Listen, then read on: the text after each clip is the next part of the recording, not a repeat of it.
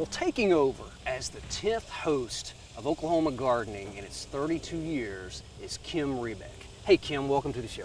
Thank you, Steve. It's a pleasure to be here. Glad to have you here. Kim, can you tell us a little bit about yourself? Well, sure. I recently moved here from Michigan, where I worked with the Master Gardener program at Michigan State University. Okay. My background, I studied horticulture at the University of Wisconsin in Madison, and I received my master's degree in entomology from Purdue University. Okay, wonderful. What areas of gardening are you the most interested in? Well, I really enjoy all aspects of gardening, but I have a particular passion for growing edibles, so I do a lot of vegetable gardening and small fruits, and I also enjoy flowering trees and shrubs.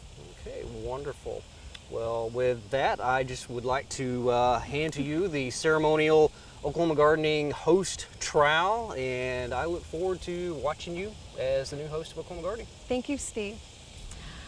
I'm very excited to be a part of Oklahoma Gardening, but that's all the time we have this week.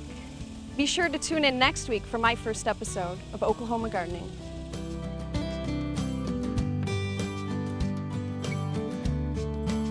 We have looked everywhere actually for the best host for Oklahoma Gardening, and finally found that the one that we feel is the most qualified is really Steve Owens, who's our studio garden manager. And so Steve, I want to welcome you to Oklahoma Gardening. Well, thank you very much. As the new host.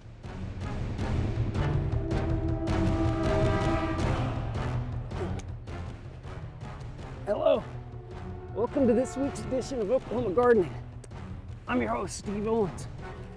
On today's show, we begin our series of gardening in southwestern Oklahoma.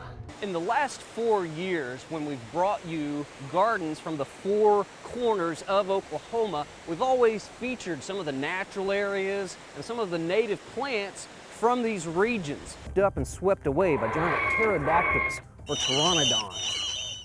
We don't have any of those mean, meat-eating dinosaurs lurking around our garden.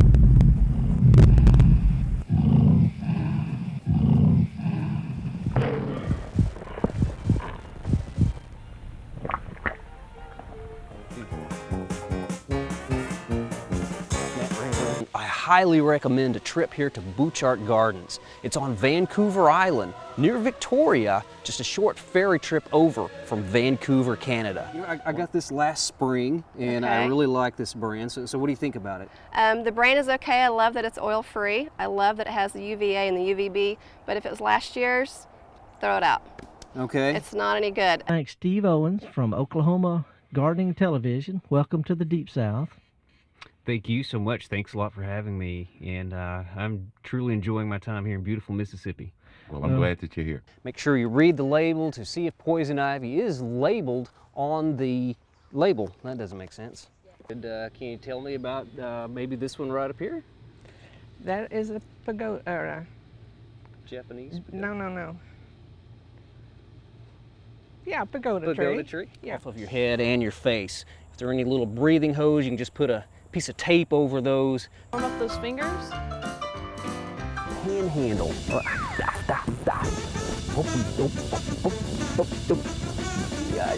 That's where we'll be visiting with some viburnums, and they've done quite a few things to their gardens lately. Hello and welcome to Oklahoma Gardening. Today we're coming to you live from, not live, we're not live.